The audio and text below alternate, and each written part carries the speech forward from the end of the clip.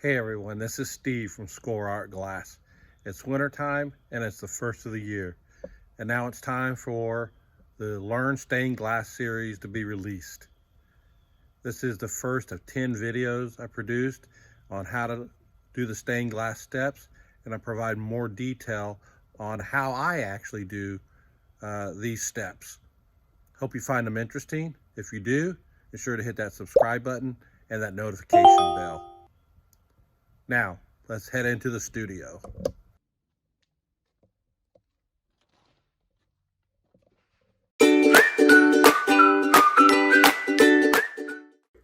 This is episode 1 of 10 episodes of the Learn Stained Glass series. And the purpose of these videos is to provide a way for you to learn each individual step in stained glass in more detail. In this series of 10 videos, I'll be covering pattern design, transferring your pattern to your glass, cutting glass, grinding glass pieces, foiling, soldering, patina and preservation of your glass piece, edges and framing, hangers and the different hanging techniques you can utilize. And then I also will go into different overlays and embellishments you can do to your stained glass pieces. Now, let's get started. In this video, I will share the techniques I use in designing the patterns that I utilize. I will also touch on some software applications that I have used to aid me in the design of my patterns.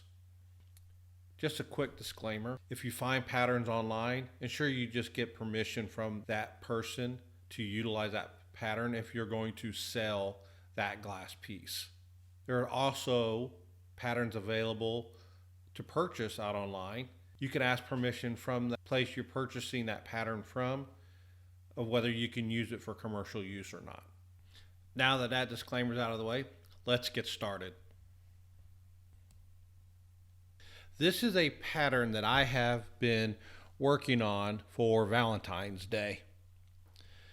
I used PowerPoint in my initial development of my designs. It's easy to use. It's included, if you have Microsoft Office, no special software needed. It's got some basic shapes in there. You have different things you can do with the PowerPoint. You can insert pictures that you have or different things, and then take out the backgrounds to just really reveal just the shape that you're wanting to work with. So I just used some basic shapes that are in PowerPoint, and I just went down to the heart and just pulled up the heart and sized it to what I wanted to. Then you can just go up and get an arrow and draw your arrow in of what you want. And then you can right click on it and bring up this format shape.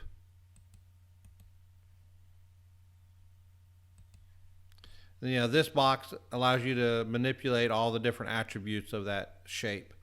So I want to increase the width or the weight of the arrow. So I use 10 point as that weight. And then I can actually size it to what I want. And then I was able to go over here and just place it. Originally I had started placing it on the edge, but then I thought about the vulnerability of it being able to be knocked off. And if you only have a single solder line and to pieces that are extending out from the edge, you may want to reconsider and maybe embed it in just a little bit to give it a little bit more stability in your piece. And then I was able just to take the circle and come over here, and I wanted a more of elliptical. So then I was able to just kind of rotate that around. And then you can actually move it up and around just to get it kind of centered in there. And then you actually can change the color. So I changed everything to black and did a fill on the shape. So then it kind of gives you that appearance that it's coming out from the heart I want to squish that up just a little bit. And then you can actually copy and paste both of these shapes and just kind of move it down in line where the entry of the arrow will come into play. Then you can actually change the end of the arrow.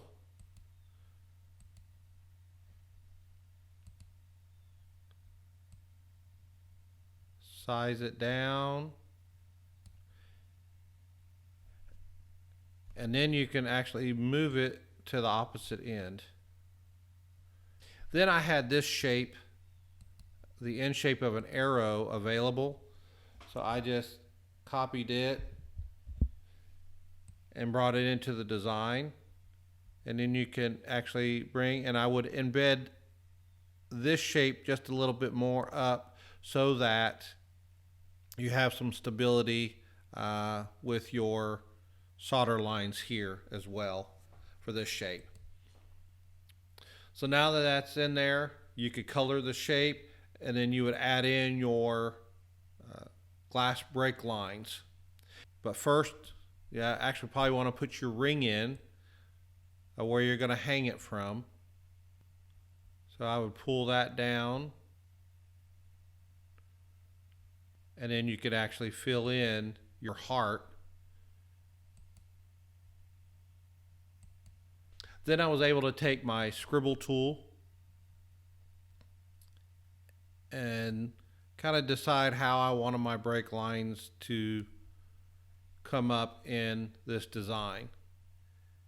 As you can see, I'm just drawing it freehand.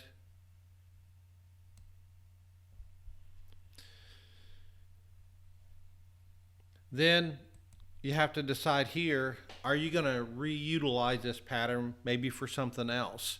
And I did decide I was going to do that. So I'm actually making a base pattern that will allow me to utilize this pattern in other designs. So what happens when you do this is that when you resize, you can resize your shape. This will go pretty good. If you have lettering, and I'll show you this in a moment, it will actually offset some things. So ideally, you're going to want to make sure they're grouped together. Then you're going to want to right click on it and then save it as a picture. Because then when you have some lettering or anything else that you've added to this, it won't mess up the design. So that's what I did here, is I have got this all grouped together. And then I went to my next slide and decided to enter a image of some kanji writing for love. You could also make this pattern into adding somebody's name. And this is what I was talking about earlier of if you were to add another design into this, if you go to resize this, even though you have it grouped together, you can see that the name will offset, your break lines and your letters will offset, so it'll actually mess the design up. And that's where bringing it back into as an image works a lot better. So this is what I've done. Say I want to make this into a panel. So I've added the name into there as well.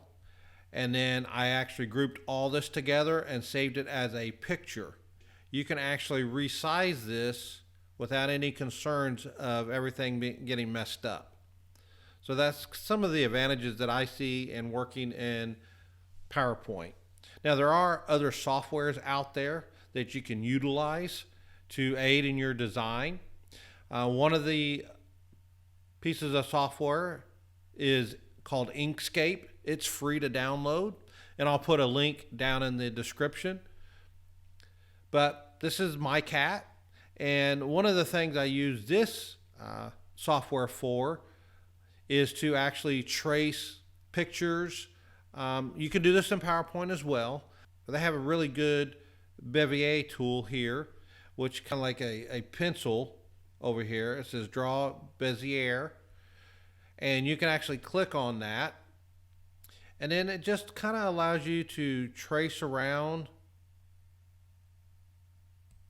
and put these nodes into place to where you can adjust later. Another thing you can do with this is you can actually just do small around to get your curve marks, and just click every so often to make that curve. So when you move your image, you'll see that that line's there. Now, I just recently found another piece of software that if I have a design or a piece of clip art that's copyright free or just free clip art to utilize, it is called Silhouette, and this is also free. I'll put a link down in the description below as well. But this is for those printers that actually cut out different types of material. And how I use this is if I have like an image here, like this beach chair, you can use this software to trace, say, a design. So you can use this software by clicking this piece of toast looking icon over here and hit select trace, and just go over the area that you want to trace, and it'll start highlighting it. And what you can do is you can move this threshold to fill in the areas that you would like to be traced. I use it in this fashion so that I know that the whole area is getting traced, and you can just hit trace. And you can move this, and it actually gives you a pretty decent trace of that image that you can actually work with, and then put your own break lines in where you want your solder lines to be. Use the snipping tool that is included in Microsoft, and I'll just take a little snippet of it. Just go over it, take the little snippet of it, and then just copy it. And then here's a design that I am currently working on, kind of like a beachy scene, to where I've actually pasted. You can paste that image in there, and then all you would have to do here is to get that background out of it, which in PowerPoint you can do by using the format remove background. So then when you remove your background that you're utilizing to kind of help you in your design, when you delete that out, now you actually have your scene here. And then you could add your break lines of your glass to how you want. Now, there is one piece of software that is available, and I have just recently downloaded and begun playing with it. It's called GlassEye 2000. This software is actually made for making stained glass patterns. One wonderful feature about this is that it has built-in patterns that the software has included. And in this software, you can actually color in your pieces and actually decide what type of glass you want to utilize. When you click on the color pieces, if you right click on it, you have an opportunity to set what type of texture. And these are the textures that glass actually comes in from the different makers. So if you wanted, to see, hey, how is it going to look with, hammered glass for this particular color? So that it gives you that image. You can hit OK, and then you can come over and you can fill in that glass, and it kind of gives you an indication of how that piece might look with that type of textured glass. Another one is you can actually filter out by these are just some additional colors that are loaded in there for the trial version. Again, this is a trial version that I've downloaded that has some different colors, and it gives you the number for those particular glass makers.